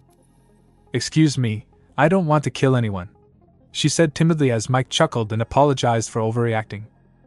"Anyways, begin." The blonde chuckled before getting serious. He stared the girl down and remembered what his sensei would do. "Remember, Naruto, if you don't know anything about your opponent, try using any method to gather intel before heading in. Intel is as much as important as a weapon because you are able to plan and strategize for the best possible method to succeed in your mission." The silver-haired masked ninja smiled. "You have an abundance of clones, try using them first before barging in hot-headed. It's a tactic that most elite shinobi use before even heading out." "Thank you, Kakashi-sensei." Naruto quickly performed his trademark jutsu and summoned 2 clones who began sprinting towards the girl. Ibara immediately sprang into action using her quirk. The ring began to shake before giant roots began emerging from the ground and hitting both clones away. "She is able to manipulate nature," he said, "nothing I haven't faced before with Madara." Naruto began sprinting and dodging as more vines came towards his direction. He noticed that Ibara hasn't moved at all, just commanding her vines and roots, just like Shikamaru with his shadows. Naruto's face lit up and smiled. He summoned 2 more clones and shuffled among them before 2 began running towards her, and the other one staying behind. Her vines were tearing the ring up and causing a lot of smoke, blocking most of the views. As both Narutos were within reach of her, she lashed out all the roots she could, knocking both of them out, and hearing the puffs of smoke of his clones that they were gone.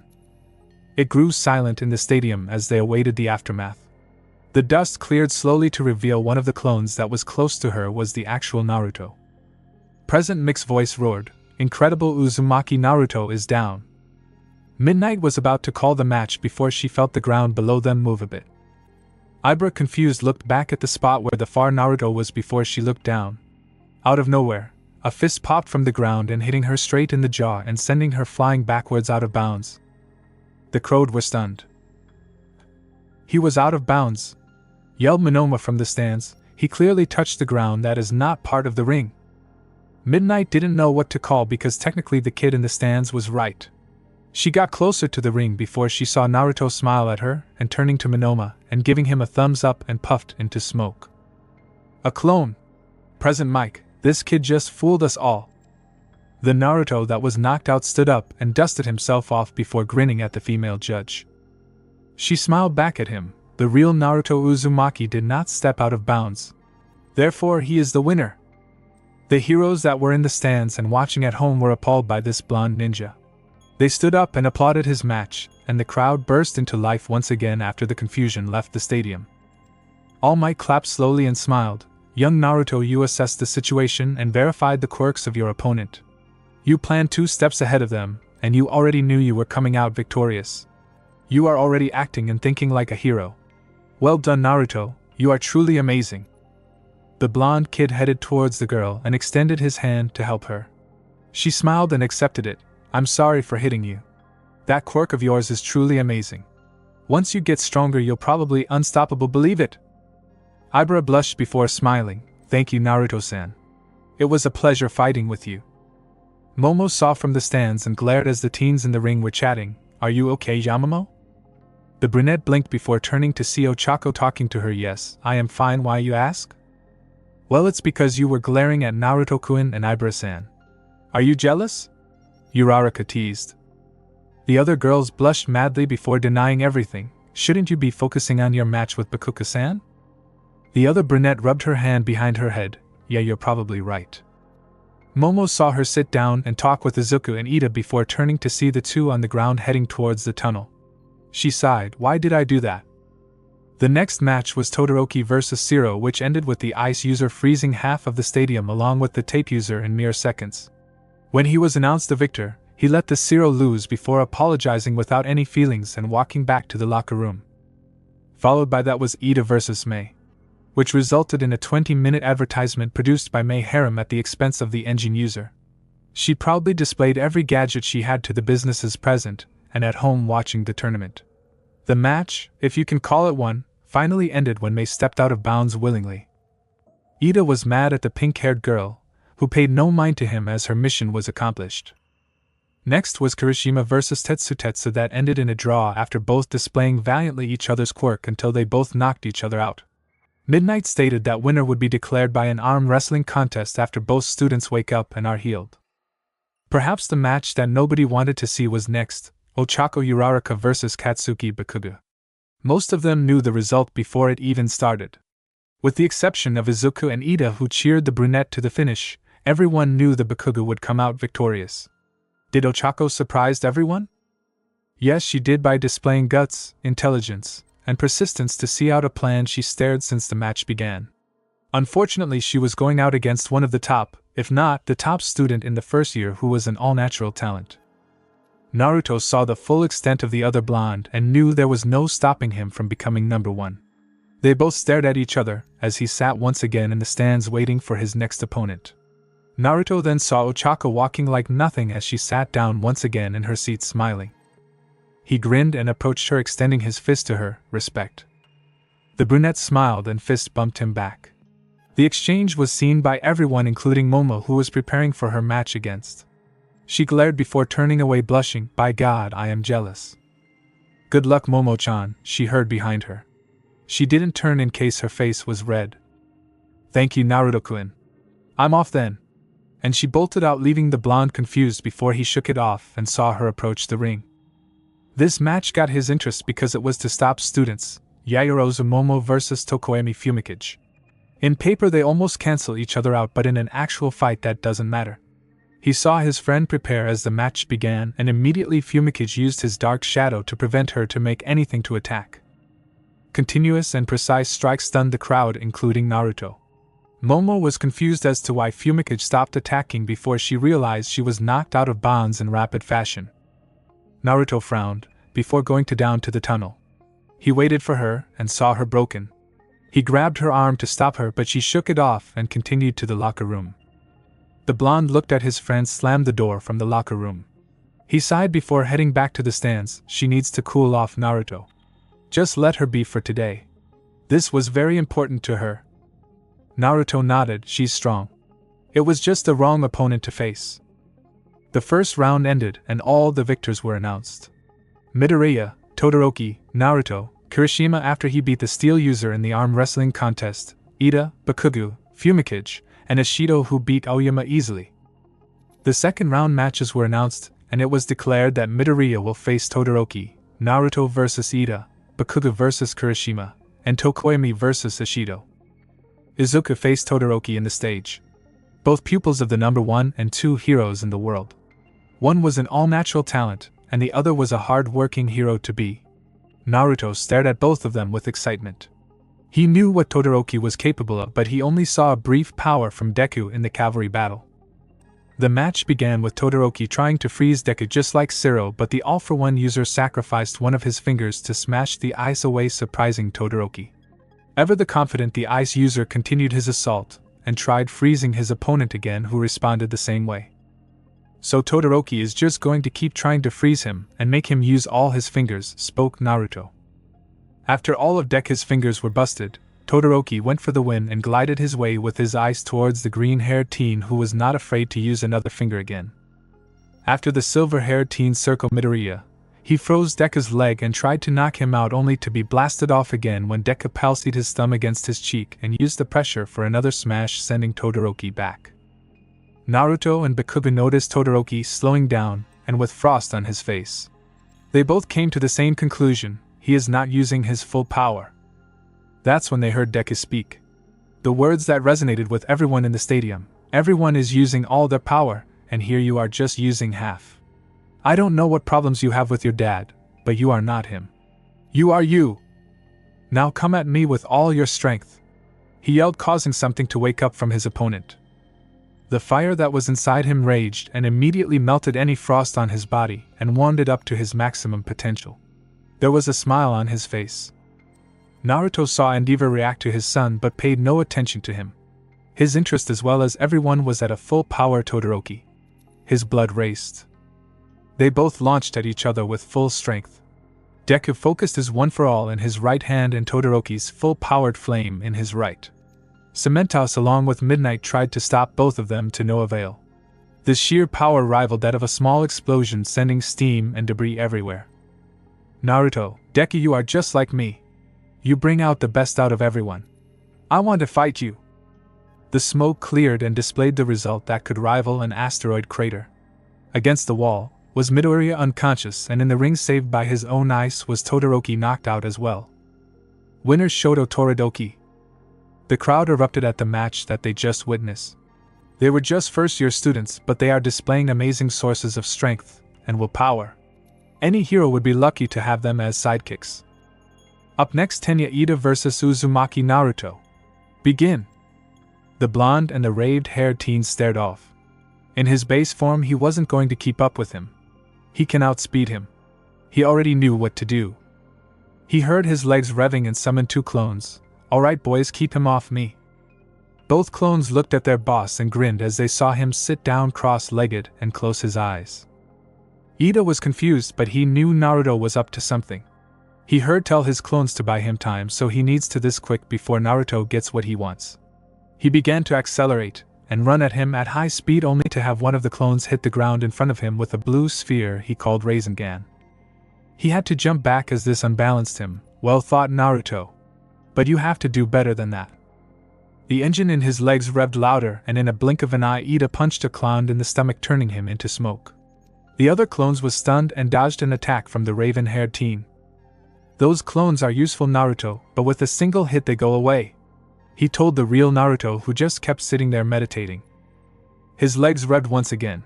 And they can't keep up with me, Naruto. He aimed a kick at the clone, only for him to miss when Naruto jumped over him and grabbed him by the collar to send him flying back. Speed isn't everything, Iida. I know a guy who is super fast, but his strength is incomparable to yours, spoke the clone as he got ready to attack. The clone formed another clone and performed the Rasengan and smashed it to the ground as Iida got close to the real Naruto. This time, however, Engine User jumped and kicked the clone next to him and turned him into smoke. True, but I know you are not as smart as I am, Naruto-kun. That won't work against me twice. The clone gritted his teeth before he rushed Iida to knock him out of bounds, only to be thrown out with his own momentum. Game over, Naruto-kun, Iida said as he revved his engine to use his special techniques so the ninja couldn't react to him. Iida? The clone yelled. The engine user turned to face him as he was preparing his last reciprocal burst. The clone smirked, Oiroke no Jutsu. A huge puff of smoke happened and Iida could see a female outline through it. As the smoke became less and less dense, Iida became turning redder. Yes. A familiar voice could be heard from the stands before being silenced. A beautiful, slim, and busted blonde appeared in front of the engine user. She had no clothing on except for the smoke covering her most private areas. The girl had Naruto's whisker marks, 2 pigtails reaching her waist. A youthful appearance. Iida froze and Kamokli blushed madly. Cat whistles were heard from the stadium, with Mineta's voice being muffled by Tsuyu. Oh, Iida-kun, the clone said seductively before her smile turned into a smirk. Game over. Shed winked and blew him a kiss before disappearing. Remembering where he was, Iida turned to see Naruto still meditating and began his attack, reciprocal burst. At high speed and with all the momentum, he cocked his fist back and threw a punch as he drew nearer and nearer to the blonde. Mere inches away from Naruto's face, to Iida's surprise, his fist is caught by the blonde himself. In disbelief, Iida stared at the hand in front of him before facing Naruto. His eyes slowly opened to reveal orange markings and golden frog pupils. This is Sage Mode. Naruto, without getting up, threw Iida over his head and out of bounds. Iida, Tenya is out of bounds. Winner Uzumaki Naruto, proclaimed Midnight, amazed at the young teen in front of him. Those eyes grew her curiosity before they turned back to his normal blue, and he got up. Amazing! Uzumaki Naruto, with unbelievable reflexes, defeated Iida Tenya. What can't this kid do? Naruto smiled and turned to his friends in his stands and gave them a thumbs up as the crowd roared around him. Back in the locker room, Naruto was sitting down by himself having a conversation with Kurama. You sensed it, didn't you? Spoke the nine-tailed fox. Yeah. When I entered Sage Mode, I could barely sense him. His chakra is familiar though. Almost as if I have met him before. Since you could sense him, he could have sensed you to Naruto. At this point you should just draw him out. I think you are right, Kurama, replied Naruto. Naruto stood in front of one of his proclaimed rivals for the tournament, Todoroki Shota. Both of them were ready to fight after 2 battles had passed between them. Ashido was defeated easily by Fumikage and Dark Shadow hardly putting up a fight. Bakugo defeated Kirishima after taking most of the oxygen away from the boy with the hardened quirk and making him powerless against Blonde. This set up the semi-finals between Todoroki against Naruto and Bakugo vs Fumikage. Prior to the match, Naruto ran into Endeavor, the number 2 hero, behind All Might, and Todoroki's father. The tall man glanced at the ninja before proclaiming that Naruto was just a stepping stone for his son now that he has accepted his flames. The negative energy around that man caused Naruto to frown. He is nothing compared to Dad. Even though I only saw him brief, I could sense his pride he had for me, yet Endeavor for his son is nothing like that. It was as if he is using him for something else. Don't think about it too hard, Naruto. Focus on the match ahead. That is your priority, Kurama spoke and made Naruto nod. His thoughts came back thanks to the noise the crowd was making as Lady Midnight began the match. He saw at the corner Endeavor's muscular figure and Flames watching it with a lot of ambition. Todoroki took notice of this before he began his opening attack, trying to freeze the stadium once again. As the ice began to collect and build, Naruto formed a Rasengan and destroyed the ice that was aimed at him with lightning speed. Both teens stared at one another before Naruto spoke. That is not going to work on me, Todoroki. I suppose not, replied the silver-haired ninja before forming a blunt object that was very massive and began gliding towards him.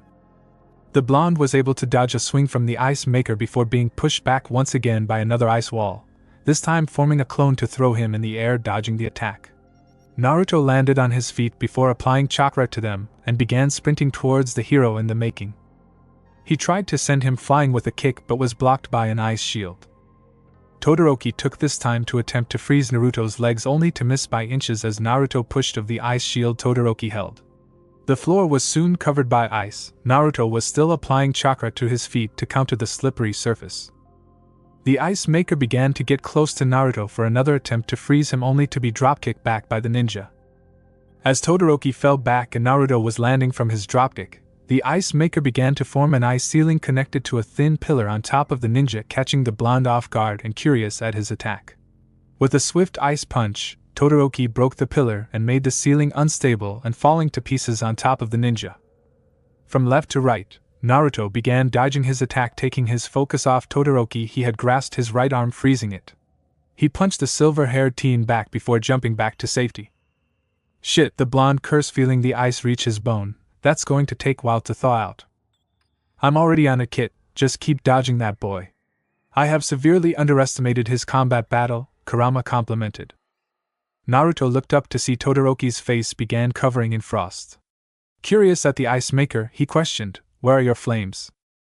He made the ice maker flinch. I'm still uncertain whether I should use them or not. He made me feel different. Todoroki looked at Deku in the stands.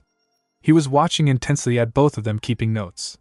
His attention switched to his father, looking at him with a small grin. These flames have brought nothing but pain. Deku made me feel different, in a way that it was okay to use them because they were my flames, not his. Naruto stared at the teen in front of him with frost on his face, and then to the stands where Endeavor was. So that's what he meant, Naruto whispered before looking back at Todoroki, who had a lost face in his look. Todoroki! Naruto yelled, startling the ice maker. He picked up his frozen arm and pointed at Todoroki, before the ice broke, revealing a taunting gesture, bending his hand back and forwards. Come and get me. This angered the silver-haired teen. Are you taunting my ice? I will become the strongest without using his power. I will become the hero he never was. All this time Todoroki was flailing ice wall after ice wall towards the ninja. He was breaking them as fast as he could. I will inspire young heroes unlike him. I will beat you and establish myself without his flames. Only my mother's eye see. With this last one he gave it all he had, not giving Naruto time to react, taking him full under the ice wall. The crowd stood stunned and half frozen by the cold emitted from all the ice. Todoroki panted as he was out of breath and half of his face covered in frost. The left side still remained visible.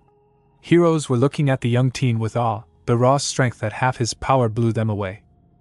Endeavor frowned angrily. Shota had rejected his flames once again. He then looked at the spot where the blonde ninja lay frozen and cursed before leaving the arena in disgust. The students were shocked to see Naruto frozen solid before them, and then at Todoroki. Bakugo looked with a small surprised look before brushing it. The one that was worried the most was Momo.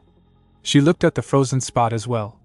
She remembered Naruto trying to cheer her up only for her to brush him away. She looked down with regret and tears. Todoroki has frozen Naruto completely, shouted Mike from the commentator's booth. Such raw power!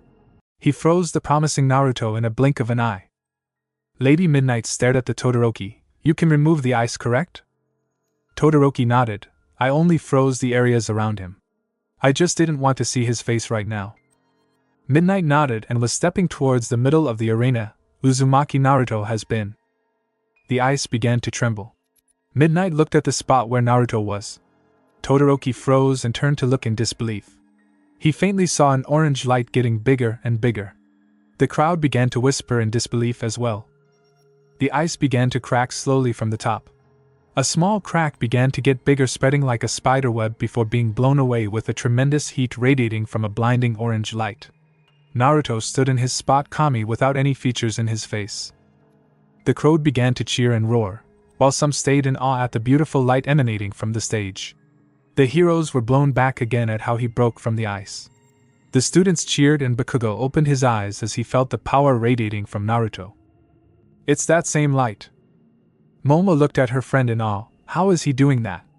Before her shock turned into a smile. Naruto, you idiot. You had me worried. Back in the stage, both teens were how they began staring at each other. Naruto's QB mode glowed in all its glory. Todoroki began to notice the ice around them melting away along with his frost, this warmth. Just what are you, Uzumaki Naruto? Spoke Todoroki in disbelief. I am my father and mother's son. He spoke proudly, shocking the teen in front of him. The day I was born, my mom and dad died protecting me. My village was under attack by a maniac and set loose a demon to wreck the hidden leaf. It was the same demon that was inside my mom, for she had to bear the burden of carrying the village's most powerful weapon, a tailed beast. Todoroki just kept listening along with the crowd. While giving birth to me, they were found by the maniac who figured out that during birth, the seals placed on Jinchuriki's weakened, allowing him to extract the nine-tailed fox. He looked at where Endeavor stood. My parents sacrificed themselves to save me and the village from the nine tails by putting the beast inside me with a seal, making me a Jinchuriki in the process. The gasps in the arena echoed in shock. As I grew up, I was labeled a demon child thanks to being a Jinchuriki. I had no friends growing up. I had no immediate family members. I barely had a place to live. My only source of food was instant ramen, he chuckled. That would indicate why loves ramen, Momo whispered to herself. Only a handful of people befriended me at that time. The Hokage, the people who gave me ramen, and my homeroom teacher. Even though he was a bore, I deserved most of the punishment, Naruto smiled. My dream is to become the Hokage like my hero, my dad. What is the point to all this? Todoroki spoke. This power came from the same beast who killed my mom and dad, Naruto stated proudly and shocked the whole arena. The same one who labeled me a demon child and denied me a proper life. This power came from accepting the hate inside my tailed beast and using it to protect the ones I care about, a life lesson I learned early in life. I befriended Kurama and together we defeated gods in the ninja world. Todoroki, the ice and fire quirk you have don't belong to your parents. It belongs to you, Naruto claimed with a smile, the same way this power is mine now. However, it is up to me to how I use it. I can easily level this place to the ground, but that is not who I am. I am a ninja from the hidden leaf. We protect our comrades. My dream is still to become Hokage and protect everyone. Naruto shifted back to a fighting stance. This is my full power, Todoroki. Show me yours. Todoroki smiled and remembered his mom in better times. You are right, Naruto. These are my quirks, not my parents. Thank you for making me realize it. The flame on his left began to emerge, while ice covered his right. Before he could do anything, Naruto was already next to him with a miniature Rasengan on the ice part of his body. Naruto whispered on his ear, train hard and there will be no one who could stop you. You are amazing, Todoroki, already a better man than your father. He proceeded to send him away with the Rasengan, sending him out of bounds. Todoroki Shota is out of bounds. Winner Uzumaki Naruto, Lady Midnight proclaimed. The crowd slowly began to clap before a roar filled the arena. Naruto turned off his QB mode and walked towards Todoroki, who still laid on the floor in disbelief. Naruto smiled and offering him a hand. Todoroki smiled and reached for it. You are already a hero, Naruto. Thank you for an amazing match. I will take your words to heart and train to become a great hero. That is more like it. Naruto grinned as both of them walked off the stage. As they reached the tunnel, they were met by Momo. Todoroki looked at Naruto and smiled before bowing himself away, leaving the pair alone. Momo-chan and Naruto began to start before being enveloped by a bone-crushing hug. You baka! You had me worried there. I thought you were frozen solid. Naruto smiled before hugging her back. It takes more than ice to get rid of me. Sorry for making you worry. Was everything you said true? About your parents and the demon? She asked, looking up at him. Yeah, maybe one day you'll meet him. He has been impressed by you. He grinned, making her blush. About a while ago, I want to apologize. I know you were trying to cheer me up, but I was more disappointed by myself. Seeing you compliment Uraraka-san made me think you wouldn't be proud of me for how fast I was defeated. I would never be disappointed at you, Momo-chan. I am always proud of you no matter what you do. He smiled, cheering her up, but it was just luck that wasn't on your side. Fumikage is a strong opponent. He also beat Ashido really fast. Now you just have to train to be faster with your quirk, and I'll help you no matter what. They heard footsteps behind them. They both broke the embrace, but their hands stayed together as another blonde approached them with a displeased look. He only stared at Naruto and nothing else. I'll see you at the finals. Bring that power of yours too, Bakugo said, and continued walking out the tunnel. The pair stared at the teen who walked past them before shrugging it off. Let's go back, shall we? She said before leading the way, neither daring to break their hands apart. In a cafe, sat a man listening to a radio. He had a hood on and dark glasses covering his eyes. He was hearing the festival through the radio, taking sips of the tea in front of him. He felt the familiar chakra of the nine-tailed beast. He heard the story Naruto said to Todoroki. So you are Kushina-san and Yandame-sama's son, the nine-tailed Jinchuriki of Konohagakure. How interesting. I wonder how he got here. No matter, it is my way back. A waitress approached the man. Would you like to have more tea, sir? The man, with a smile, nicely declined and paid the waitress with a large bill. Okay, let me get you your change. As the waitress turned, she heard a small crack before turning to see a note on the table. Keep the change. Thanks for watching this video. You really enjoy this video. Like, subscribe, and comment down below, and turn on that bell notification. Don't forget to support and follow AIG217 for writing that awesome fanfic, and also make sure to comment on this story, link in the description. See you in the next video. Goodbye.